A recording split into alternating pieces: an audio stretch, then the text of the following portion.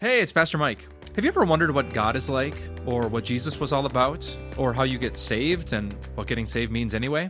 Well, if you've ever felt embarrassed to ask, please don't. I really want to help you understand our big, amazing God. And a great place to start is a little book that I wrote called The Basics: God, You, Jesus, and Faith. And here's more good news. If you're always on the go and don't have time to read, you can now listen to The Basics as a podcast series. Just search for The Basics with Pastor Mike Novotny wherever you listen to your favorite podcasts. You might be wondering, if angels are real, then why does anyone I love ever have to die? I told you previously about a friend of mine who was in a car accident, and they lived, and they continue to live with the ripple effects of that accident for their life. But around the same time in my life, while I was in high school, a friend of mine had an older brother whose life was full of promise, gifted, mature, just a wonderful young man who was involved in a rollover accident, and he didn't live, he died. And so someone might ask, well, if angels are real, then why would that ever happen? It's a good question. I won't be able to answer every question related to it definitively, but I can point you to a place in the Bible where we're told about the activity of an angel that maybe gives us a little bit of insight into what was going on or what God might be doing. It was involving the Apostle Peter. The Apostle Peter was one of Jesus' disciples, ended up being one of the lead disciples as the church went out into the world, but at one point in his ministry, Peter was arrested, and he was thrown into prison, and he was chained between guards. And one night, as he was chained between the guards, an angel showed up in his jail cell. And he said, "Come on, Peter, let's go." And so Peter said, "Well, okay." And the chains fell off, and the guards didn't wake up, and the gate in front of him opened up, and there he went. And then the next gate, the outer gate in front of him, opened up, and then Peter got out to the street, and the angel suddenly disappeared, and Peter realized, wow, this is real. He thought it had been a dream, but it was real. An angel led him out of prison, and then he knew that a number of other Christians were meeting in somebody's home, praying for his release. And so he went to the house and he knocked on the door, and they sent one of the servant girls to the door to see who it was, because they were afraid that the authorities who put Peter into prison were also going to come for them. And so they send the servant girl, which seems to be a not very kind thing to do to the servant girl. But anyway, she goes and she opens up, she can a way so that she can see through the door and see who it is, and she sees that it's Peter, and she's so excited that she leaves Peter at the door, goes in, and tells everyone, well, it's Peter. Peter's alive. And they say, no, he's not. They're like, Peter's in prison at the very, very least. And she says, no, it's really Peter.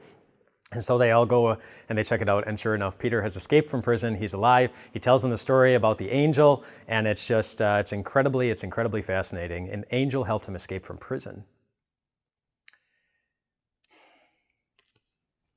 Do you know what happened just before he was in prison? A disciple named James was also arrested, and he was killed. He died.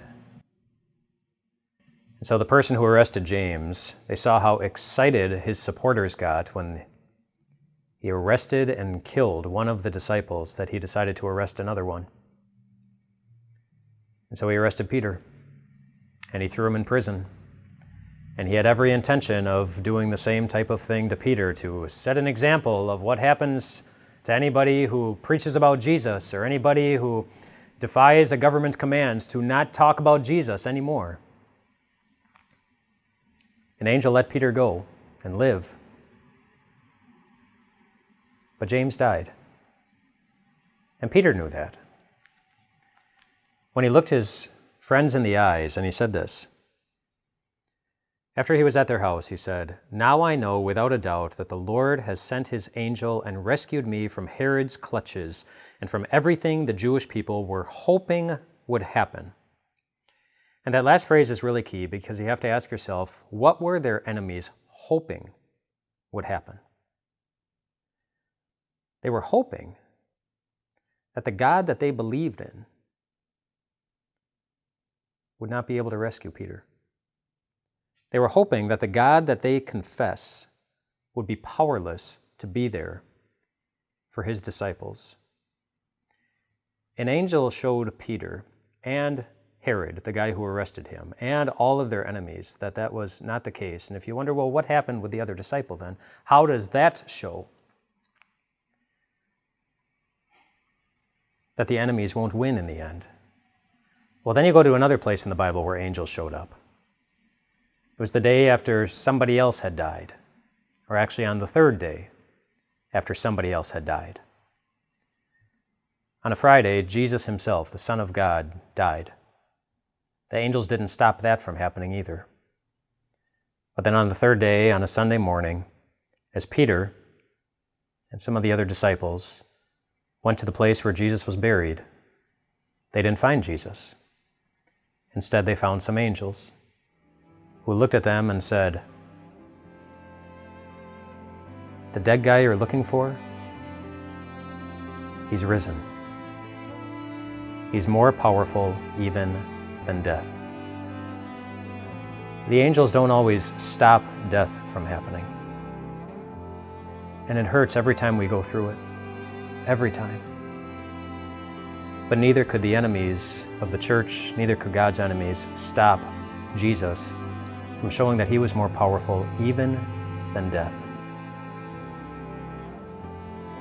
And that's why God sends the angels, to point us to him, so that we can find our comfort, so that we can find our life, so that we can find our hope in life and even in death.